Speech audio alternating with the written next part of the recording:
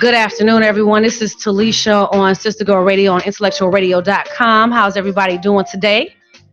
Great. Wonderful. Misha and Talisha, I'm excited to have you guys on the panel. How have you been, Khadijah? I've been great. Thank you. Go ahead and introduce yourself. Say a little bit about yourself. Hi, my name is Khadijah Alaka. I am a mental health therapist. I work with people with severe mental illness, and I do therapy and also groups. That's great. And Misha, tell them a little bit about yourself. Hi, I'm Misha. I'm technologically challenged. No. I work for a youth nonprofit in Chicago as strategic initiatives coordinator, and I'm also pursuing my yoga instructor certification. And that's it. Great. So, ladies, today we're going to do a little something different that we tried last week that I really enjoyed. We're going to do rapid fire topics.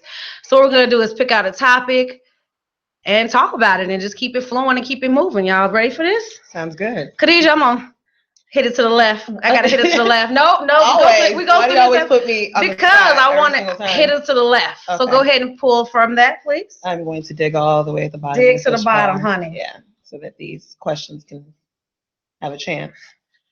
All right. You want me to read the question as well? Please. First question of the day is, why did Black women adopt the feminist movement when it wasn't for us to begin with? Oh, wow. Why did Black women adopt the feminist movement when it wasn't for us to begin with in the first place? I got that question on Facebook. So I just wrote a couple of questions that they wrote. I know Misha will chime in on that right away. So Misha, could you go back? She's smiling. Go ahead, Misha. Go ahead. Some comments. What do you feel about that statement? It was a Facebook question. Don't look at me. It was a Facebook question. Go ahead. I believe it's a little erroneous, the question in itself, because it's misleading. The feminist movement, as far as you think about, sometimes it did cater to middle-class white women, but I think inherently Black women have been feminists in action way before the quote-unquote feminist movement. But I think the movement itself has tended to leave us behind or as a second thought. But I think a lot of times people blame the feminist movement on the destruction of the Black family and all that rhetoric. And I don't necessarily agree with that. I'm more of the womanist, ideal, because it's more inclusive and it speaks to women, all women, all women and the things that we deal with on different cultural levels. But yeah, I hear that a lot of times. Like, people think of feminism as hating men or hating families, and that's not the case. So what do you define as being feminist? I think feminist is at its core, at the ideological core is we're equal. Men and women should have the same autonomy, the same rights, the same access, the same consideration. That these gender biases should not exist. And a lot of the violence and oppression towards women is wrong. And that's what the movement addresses at its core. It doesn't always happen in practice because a lot of times Black women's voices, brown women's voices, poor women's voices are silenced in the argument. But I don't think feminism is this big bad boogeyman that people try to make it out to be. I'm going to shoot over to Khadijah to elaborate on her opinion on things. I agree. And I have a question for you, but I'll go ahead and say something and then ask my question. I think people, yes, tend to think that feminism is catered towards women, and that's not the case. I think because it was women who kind of started this movement of equality. It's equality for all. It's not just about women's rights. It's about everybody's rights, men, women, children. And I believe that Black women were actually the first feminists in this country, if you really think about it. If you look at women like Harriet Tubman and women like Rosa Parks, who started, Harriet Tubman led slaves to freedom. She was strong, she was willful, and she stood up against something that she knew that was wrong, and she risked her life in order to do this. That's actually part of the feminist movement, because people would look to a man to be the leader, to get slaves out of, the plantation and lead them into freedom. But this was a woman who was leading this. That's a definition of feminism. Someone who just is strong and willful, who stands up for the rights, equal rights, and stands up against what is wrong. So that question in itself, I'm not really sure why someone asked that question, saying that it was catered, it's not for us. That's, and you said something about like it was geared towards like middle class Caucasians. Can you elaborate on that? Gloria Steinem, and that with second wave or second generation feminism of the like 60s, 70s era. A lot of white women were fighting for the ability to work outside the home. Correct. Black women really never had that problem. We've always worked outside of the home. Right. I mean, we've always worked. Sure. So I believe that, and a lot of times they were speaking to their issues, and they weren't necessarily they didn't want to look at how racism played into that form of oppression. Sure. How, misogyny was racialized. Sure. And so that's why I think that the idea that feminism was for middle class white, because a lot of times they didn't even look at the conditions. Like poor white women were working outside of the home too. Sure. But they weren't fighting for promotions. They didn't even have sick time or childcare, Right. So their voices were a lot of times silenced. Okay. So they're like people in Hollywood saying, I only make my co-star made $11 million on this film and I made $8 million. While you should have that, similarity in pay, you're arguing over a $3 million difference. And then you have women who work 40 hours a week all year long, no benefits, no sick time, no. That's what I mean about like the feminist movement sometimes being a little bit elitist in a way, in action, not necessarily in theory. Sure. Okay. I can agree with that. Ladies, you both did an excellent job. I'm going to go ahead and keep it going. I agree with both of you. So I'm going to go ahead and pick another topic.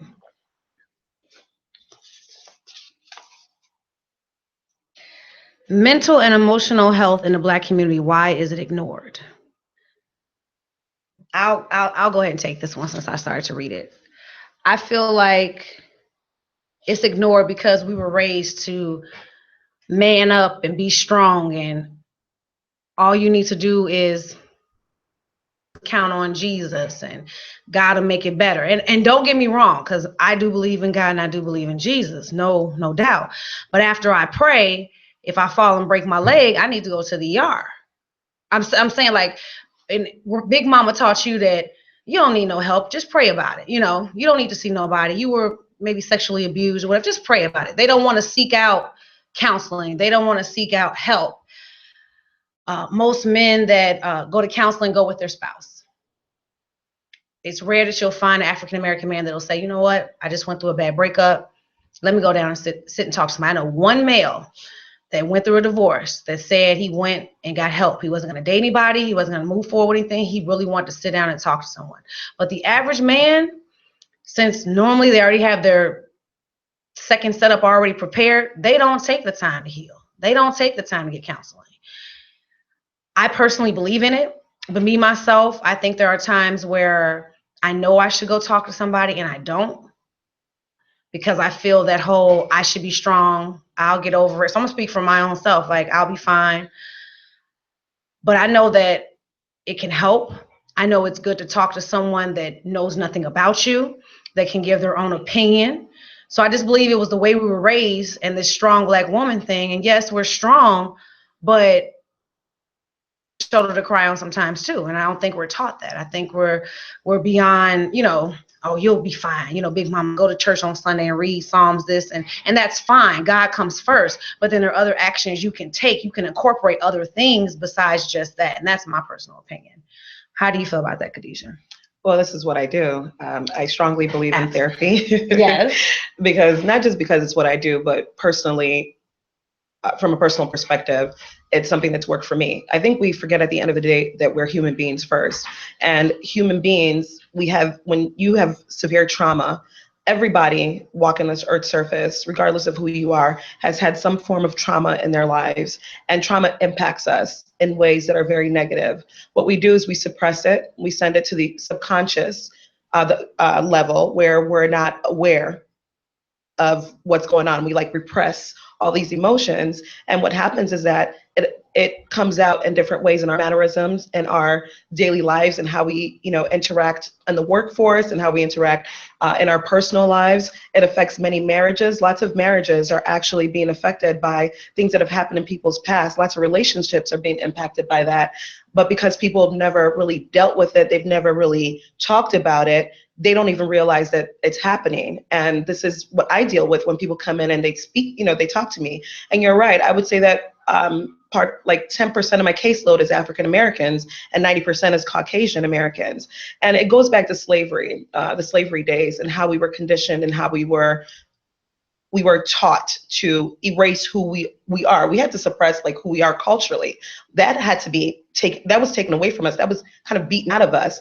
And over 300 years that we never healed from this. We never talked about it. We never dealt with it. We had generation from generation pass this down, this ingrained ideal that we are not strong human beings, that we are not these great human beings that we are. We've had this passed down from generation to generation. So it's been a condition that, back then, where did you go for help? There was nowhere that you could go for help because, but the Caucasians, the slave owners, they went to their churches and they went to, their therapists and they talked to people, but we couldn't even do that. We couldn't even talk to one another. So we had to keep those things down. So when people say Black women are so strong, I don't necessarily believe that that's the case. I think that we have adapted to a way of being. Yes, we're strong individuals. I think human beings are strong and we're resilient individuals, but I think it's the upbringing. It's how we've been taught. We've been taught to, like you said, Talisha, suppress all these things.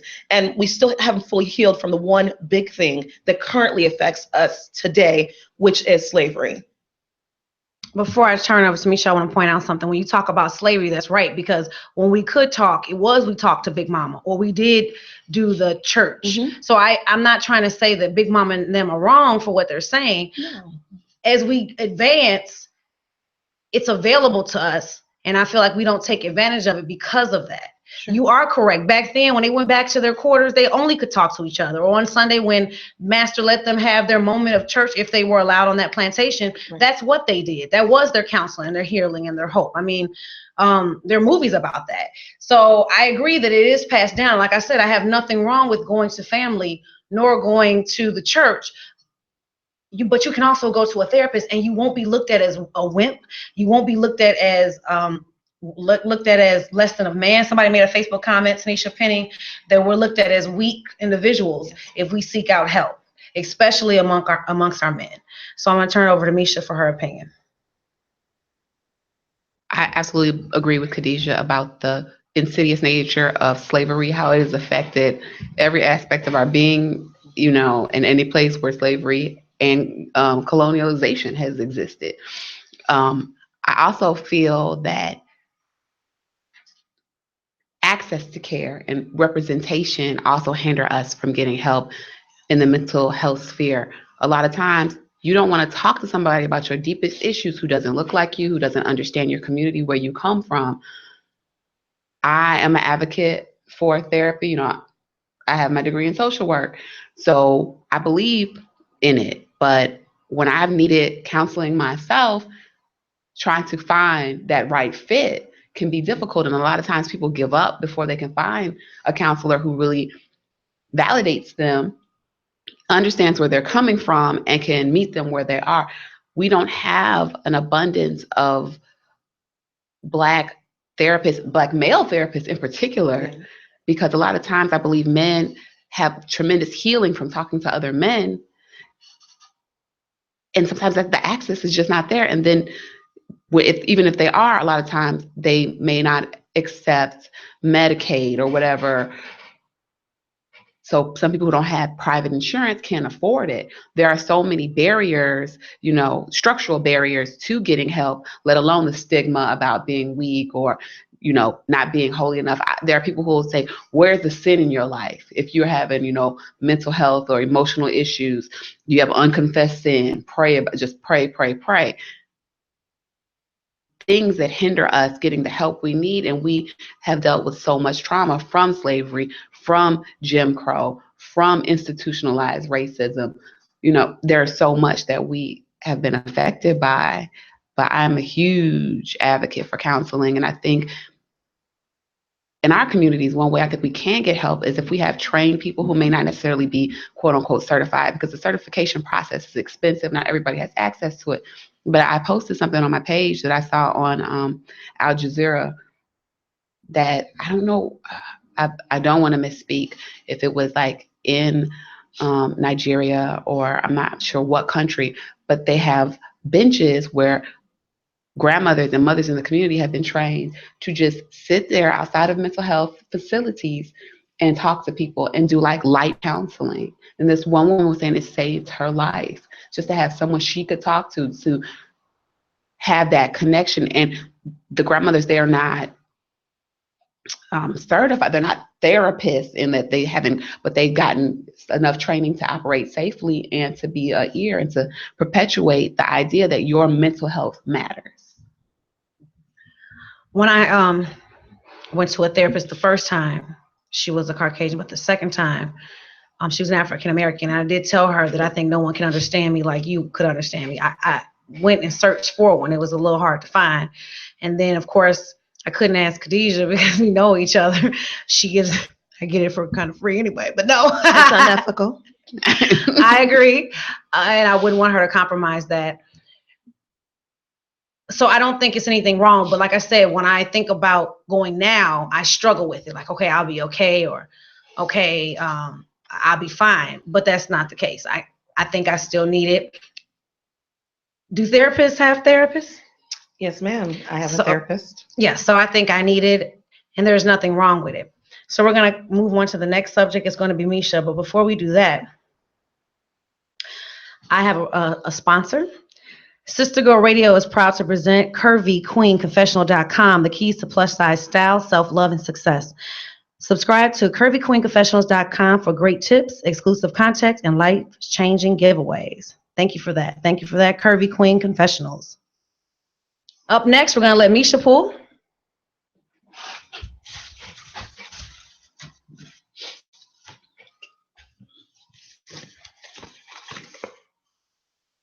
Dating in 2017.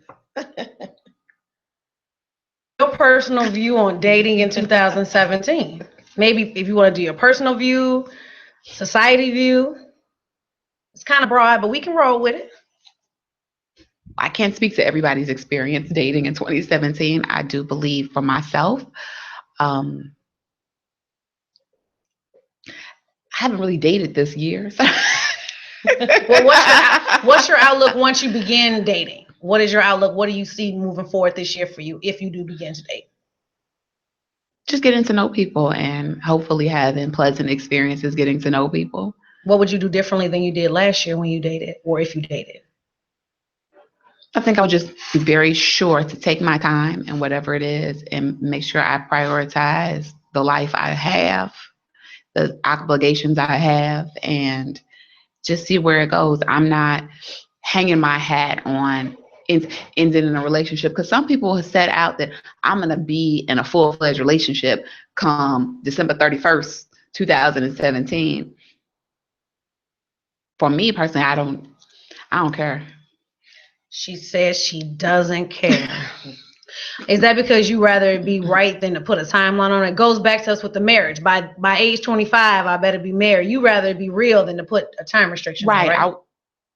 I have in my heart, in my spirit, that this is a good relationship for me to move forward to being in an exclusive relationship, opposed to being in a relationship for the sake of saying I'm with someone.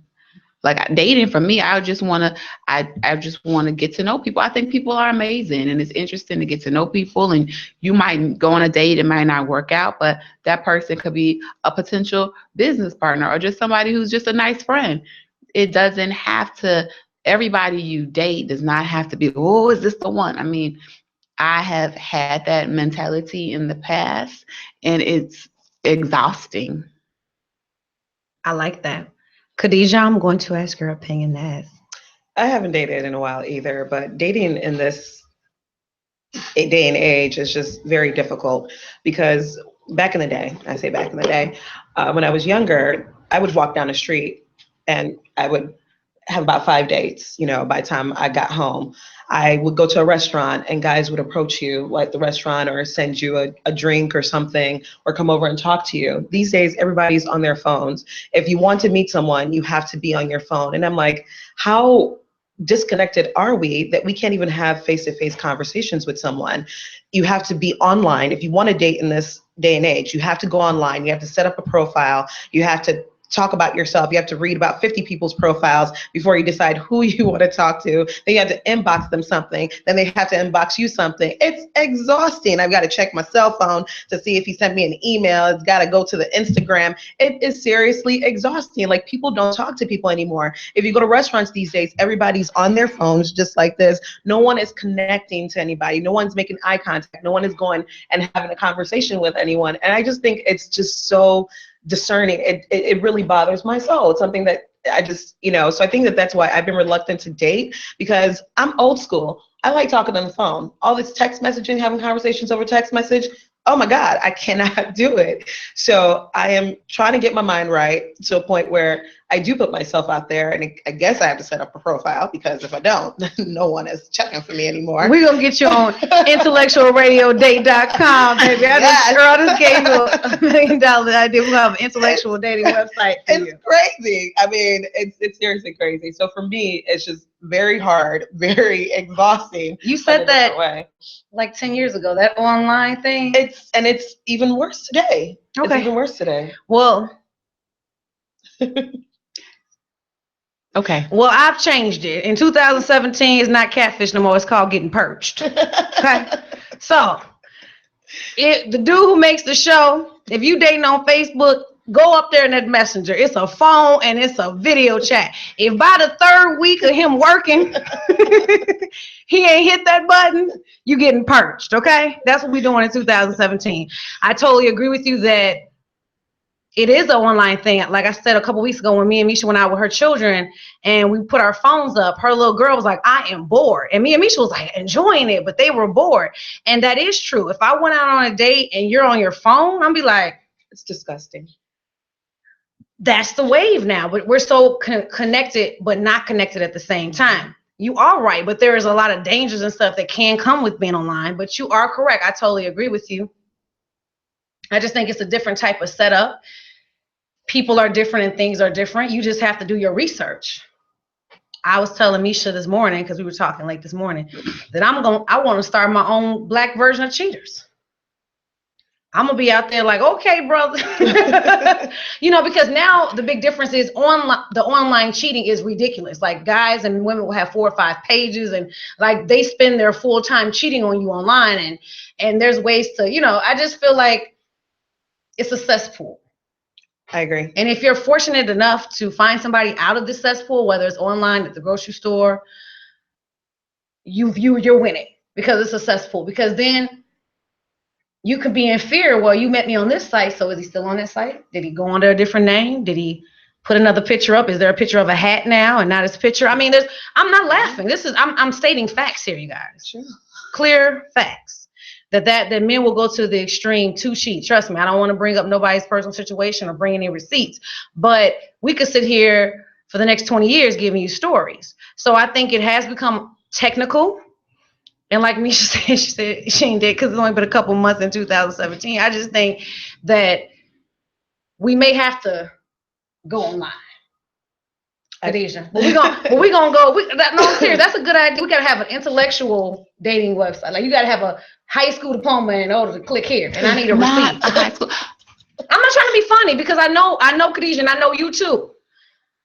if you can't read a book, like fellas, look, beautiful, and beautiful. There you go. But if you can't read a book right over here, it ain't happening. If you can't read a book to the right with Misha, it ain't happening. If you can't read a book to the left with Khadijah, it ain't happening. No offense to anybody, but you're gonna have to be able to hold a conversation. And one reason that sometimes I feel like turned off to dating is because the older I get, the more aware of myself I become, and I'm clear about what I want, and so and what I don't want.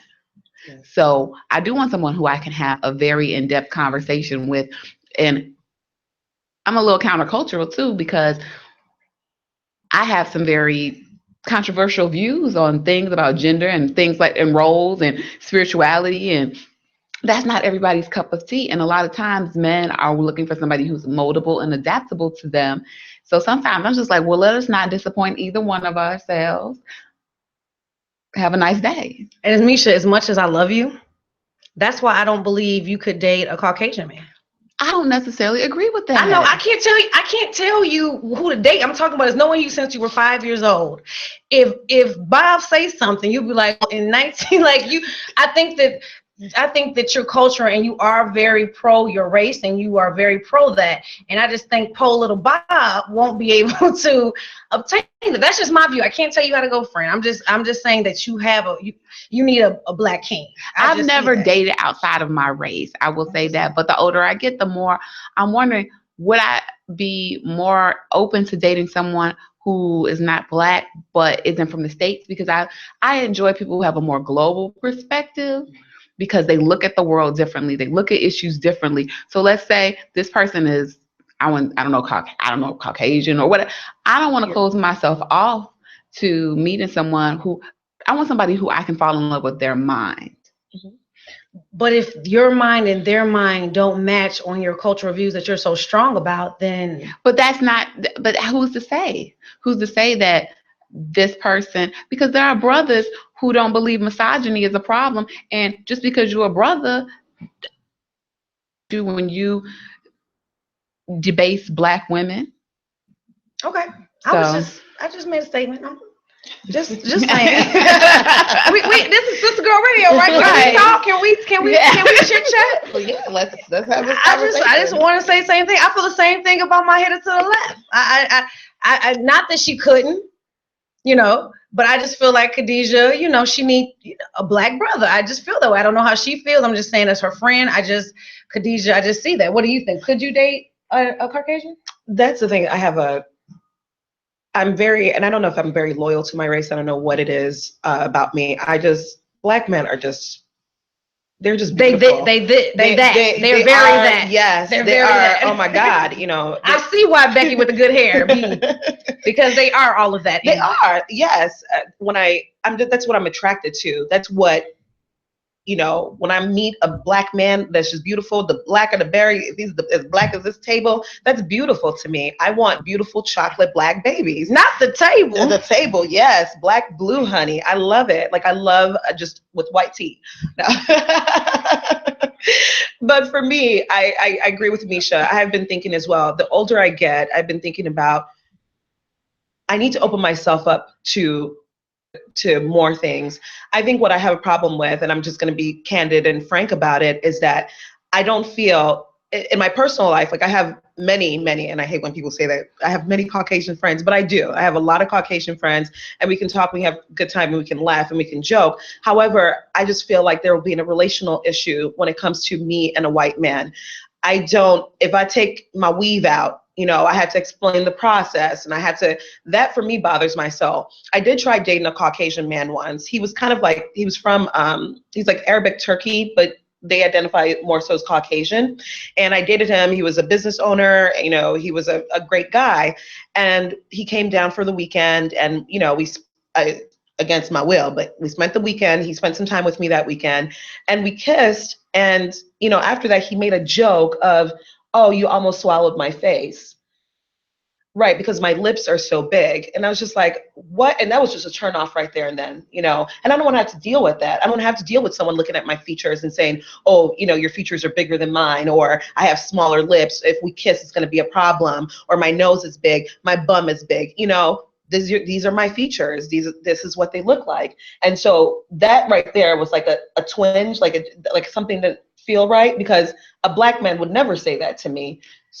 Well, the black men I dated, but never say that to me. Because brothers talk much mess about weave, and they do. And my question is, like, we as black women are way less likely to date outside of their race than black men. Yes. So why is it that we're like, no, we just feel this deep attraction towards brothers? Brothers do not have this isolated, I only date black women, majority of them.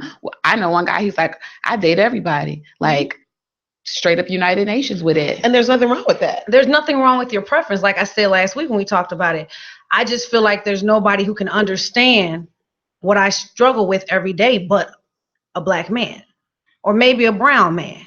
But I feel like my mom said, you have the two strikes, you're black and you're a woman. So when I go home and lay my head down, and then my name's Talisha. When I go home and lay my head down and I feel like because my name on the application didn't get picked because they already know I'm black, what is Bob with the silver spoon going to say to me?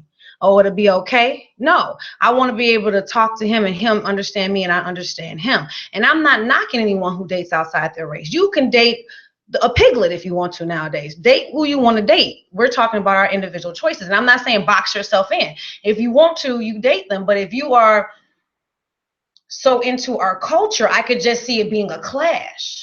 If you're so pro, not speaking of you, but you're so pro black and you're so pro this, and I feel this way and I feel that way, then how do you go home to your man who you feel was the oppressor for so long, or you feel that is holding you up, and talk to him about it? I agree. What are you gonna do? Not talk about that part tonight, or talk about that in front of Talisha, but not him? That's Talisha's view on the whole thing. I agree with you with that, Talisha. I think that's my whole why I've been restricted and kind of haven't done that, is because yes, if I'm talking to my friends, like at my workplace, I'm the only black woman in my department, and so when I feel things and things happen to me where I know it's racial, who do I come home and talk to that?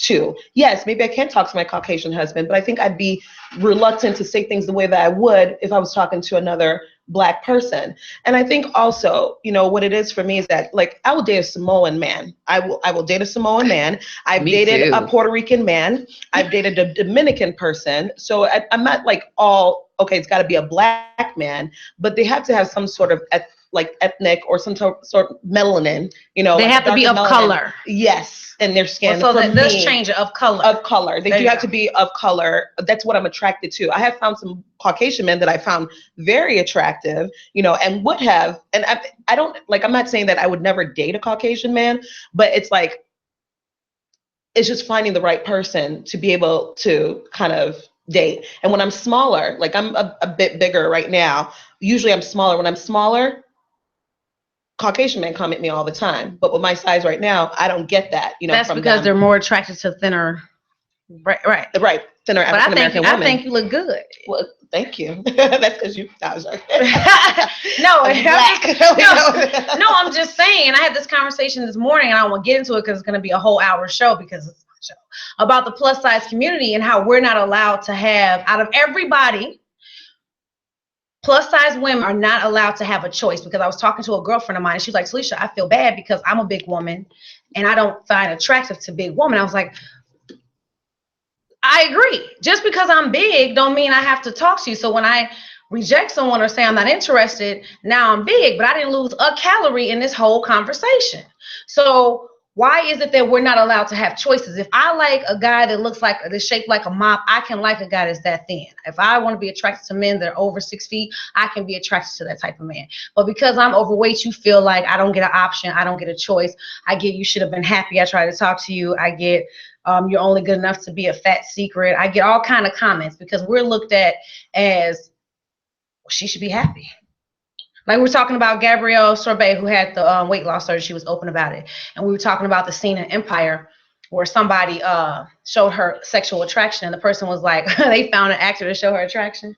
Whoa, hold on, you got enough time? Wait a minute, make sure your battery's charged. Wow. What did you mean by that? Well, everybody knows she's not cute and she big and she black. I'm not gonna go into it because we're gonna keep going, but I said a lot of things that I can't say on IntellectualRadio.com. But that proves my point. So you just said she's black. What do you mean? Because she's dark skinned and she shouldn't get attention. So a lot of things in what he said. Because she's of a darker color, she shouldn't get attention. And then you find her unattractive, which is your opinion, because I think she's cute. And then she's plus size. So you're saying, man, she got every strike against her on the book. And I didn't, and I'm like, yeah. But that's a whole nother show. So I'm gonna go ahead and let you pick a topic. Cool. I know I want to say something, but I feel like we'll be here for the rest of the show. That's what I'm saying. I'm gonna make that a whole segment. I go to the bottom. I need to give these on the bottom a chance. All right. After a spouse cheats on you and you decide to take them back, what can they do to regain your trust, basically? Wow, we were just talking about this at brunch yesterday. That's what we were actually having a conversation about this. So when someone cheats on you, I think female or male, I think only the individual can decide what they can do to regain your trust. First of all, if you decide to forgive them and you decide to take them back, you yourself have to forgive yourself.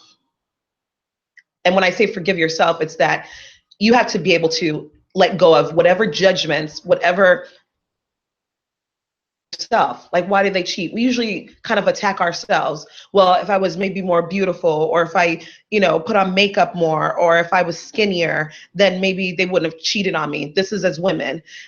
For men, what I find that they talk about is maybe it's their genital size, or maybe that they just weren't catering enough to this woman. I mean, we all attack ourselves when someone else goes out there and they cheat on us. And I don't understand why we do that.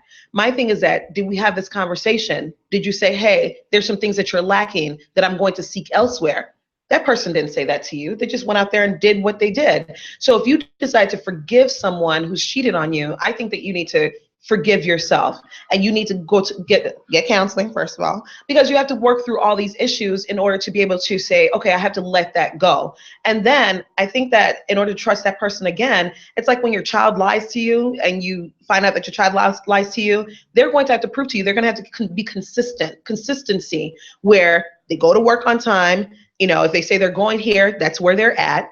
And all these things need to fall into place. You shouldn't have to question where they're at. You shouldn't, call them and maybe they don't answer their phone call, and now your mind's going to, oh my God, they're cheating on you. There should be a consistency. They have to be consistent with me in order to be able to make sure that I can move back to this trusting place with them. So I think the answer I've come to is consistency.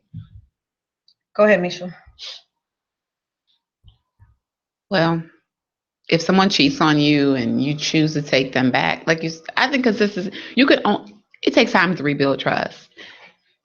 And it's only going to be time. And they have to want you to trust them again, because some people really don't care. They're like, if you trust me, you trust me. If you don't, you don't. That's how some people operate.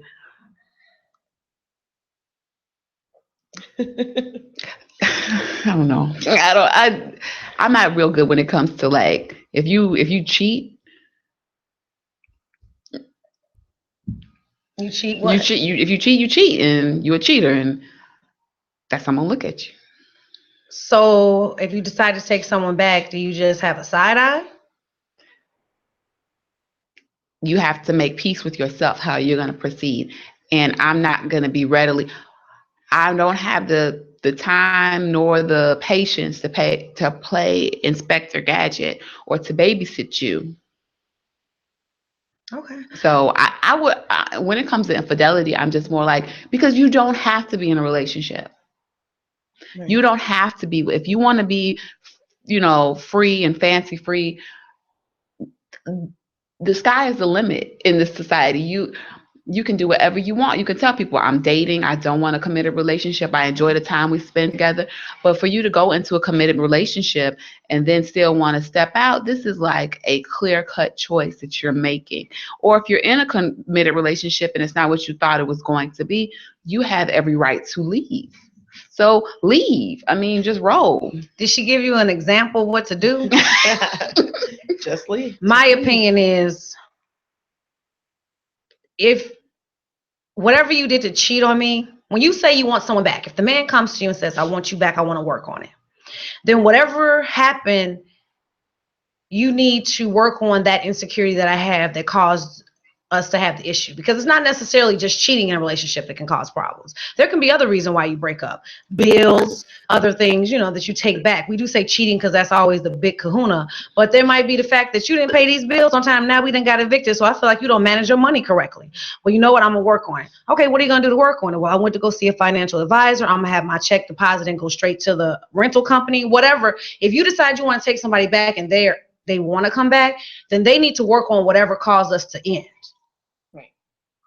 And if you feel like whatever information they bring to you that they say they will work on it is sufficient, then you can take them back. But if you're not coming home at night and then I take you back and you're still not coming home, well, then we still have a problem because you wanted me back. Mm-hmm. So if you say, Khadijah, I want you back, you need to work overtime, I feel, to ensure that insecurity. Don't punish him, though, him or her, because I think as women, we punish them. You don't need to punish them or make them go everywhere with you every time you go somewhere or follow them around every time, or you can't go nowhere by yourself. But I love myself.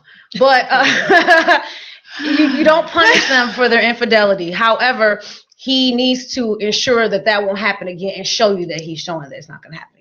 I think men think I apologize is just enough, or because he put roses on the bed that night with some chocolate covered strawberries, that's going to make up for it. Guess what? That as women, we can do that and still wake up with an attitude. Like, did you not forget? I'm just saying, like, that's not going to pacify it to me. I agree. That's true. I mean, in instances in relationships that I've had where the person has cheated and I was young back in the day and I took them back and we were in this relationship, I think I did go to the place where I wanted to be with them 24/7 because then that would ensure that they wouldn't cheat on me. I had to, if I called them and they didn't pick up their phone, then my mind would go to that they weren't cheating on me. And I think that's where I come up. As I've grown, I realized that I need to forgive myself because it's not me. It's not because of me that they cheated on me. People cheat for many different reasons.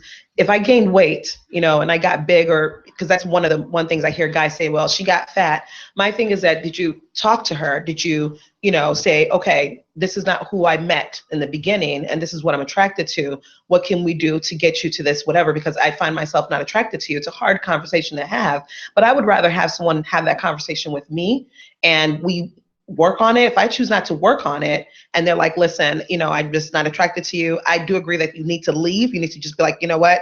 It is what it is, or whatever it is. Maybe I don't manage the finances. That's another thing, right? Finances are really up there and that break up relationships. Let's say I'm the one, I go out and buy 10 Louboutin shoes when we need to pay rent and you just can't take any more. Did you have a conversation with me and say, listen, our security comes first. Use an adult.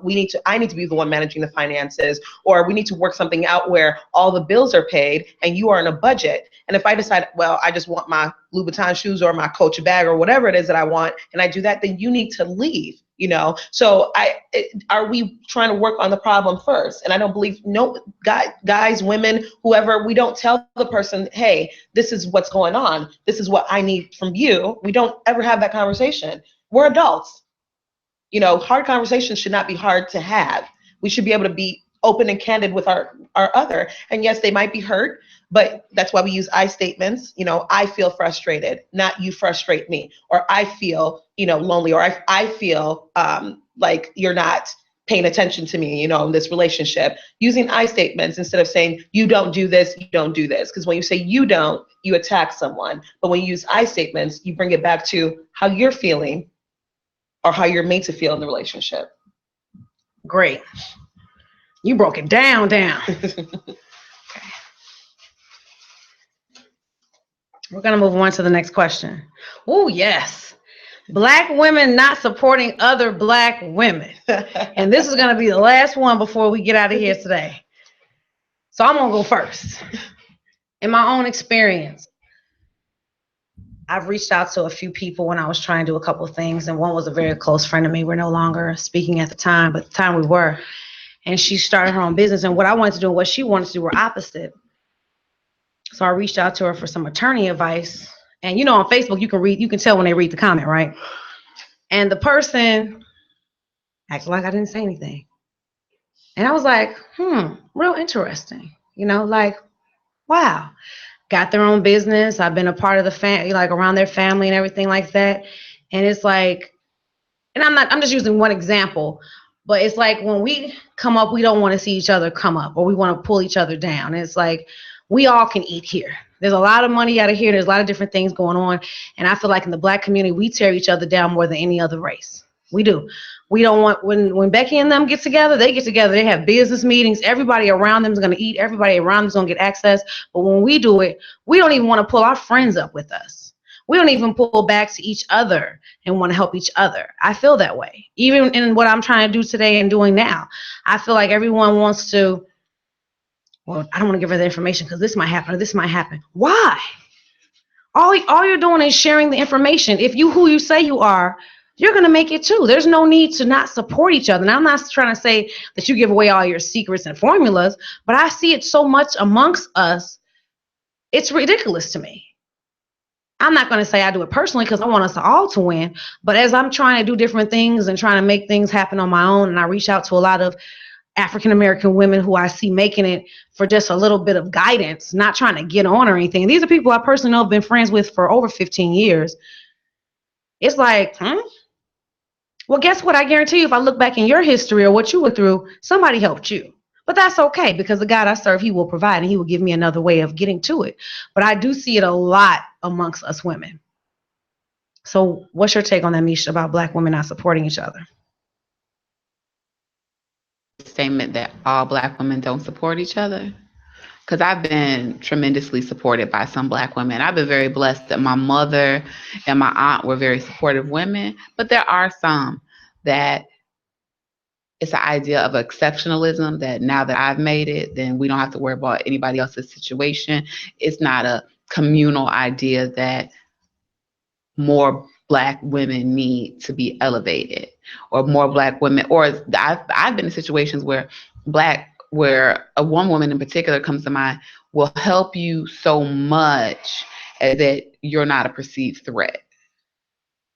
All, because I want all of my friends and all people around me to win. I'm going to say I see it a lot. So let me not say all, because I'm not one. Khadijah we support each other. Misha support each other. So I'm not going to say all, but I've seen it a lot. Go ahead, Khadijah. I mean, I agree. I think it's like with you, Talisha, in the sense that I've also had a lot of negative interactions with Black women that are in some sort of power position. And I think it all goes back to what I was saying on the first show about oppression and how we have been conditioned to see each other as competitors. We don't see each other as friends. We don't see each other as allies. We're seeing each other as competitors. We compete for men's attention. We compete for job positions. It's very hard. I think that if we think about the struggle, right, that we've been through as Black men and as Black women trying to make it in this country, right? And I feel like everybody has kind of been given this mindset that everyone for themselves, because where there are, in a job where there are like 5 Caucasians, there might be 1 Black person. So I need to be that 1 Black person and forget my friend, like I'm trying to make it as well. And I think that what I've encountered, in my opinion, yes, you're right, Misha, that it's not all Black women. I have had some really, really great interactions. And I think that that's what's kind of lessened my bias. But I did have a bias at one point in time that I had to work through, where I, did not, every time I would go into a job situation and I had a Black woman as my supervisor, I'd be like, here we go again, because in my experience, and I don't know, I think it's maybe personally because of who I am, I'm very strong, I'm very opinionated. However, I know I'm also very militant. I know you're my supervisor. You give me a task, I'm going to do my job. But they see me as a competitor. They see me as like someone that she can get my job, take my spot. So I'm going to treat her, I'm going to make her feel less than. I'm going to make her feel a certain type of way. And that's been my walk of life. And I hate to say it, I would say at least 90% of since I've been working in the workforce, of the Black women that I've encountered, this has been what it is. I wonder if it's a regional thing, because when I came into professionalism, I finished school at Arizona State. Okay. So when I was out there, it wasn't a lot of Black women, but when I worked, particularly I remember one nurse that I worked under, this woman went out of her way to help me and to make sure that my job was secure when I went on maternity leave. The things that it would helpful. I mean, to me. And I think maybe because we felt a greater need to help one another because there weren't so many Black women in Arizona, especially in positions of leadership. I think I had several who actually continually put me on and always were looking to help me out. Now, when I did come back to Illinois, I could say that I had some, I'd say the women, I can notice that the women who are farther ahead of me in age were more helpful. The women who are closer, there's like that 5 to 7 year gap. They'd help, but not so much. Like one woman was saying, I was talking about pay rates, because she was like, well, we're competitive in the industry, but you have the ability to be a change maker. Why aren't you pushing for women to have far more than they do? The industry is biased anyway. So why are you saying that, well, we're competitive in the industry? You have the ability to do more, to be an agent of change for women at lower levels and mid levels. I think that you said there's a certain amount of spots notion, and I'm not going to lose mine. And so I do believe, I wonder if it's more of a regional thing too. Ladies, before I go, I have one more sponsor, but I want to say this was an amazing show. Khadijah, you were amazing. Thank you. I enjoyed the rapid fire topics. Misha, you were amazing. I enjoyed the rapid fire topics. You guys gave your opinion. And before we go, I want to go ahead and give a shout out to one of our sponsors. For Sister Girl Radio is proud to present the Chicago Breeze basketball team tryouts. The Chicago Breeze professional women's basketball team is holding a 2-day, 3-day local free agent camps on April 7th through 9th and April 21st through 23rd at their Chronic Center, Chicago, 1250 West 119th Street, Chicago, Illinois, 60643. Free agent camps are led by former WNBA player and head coach, and the cost is $125 with online registration and $150 on site. Register online at www.ladiesfirstsportsagency.com. So, ladies, this is it for Sister Girl Radio for today. Up next, we have Wanda B with He Say, She Say on IntellectualRadio.com. I am Talisha, and thanks for tuning in to Sister Girl Radio, IntellectualRadio.com, and have a great Sunday. Thanks, ladies.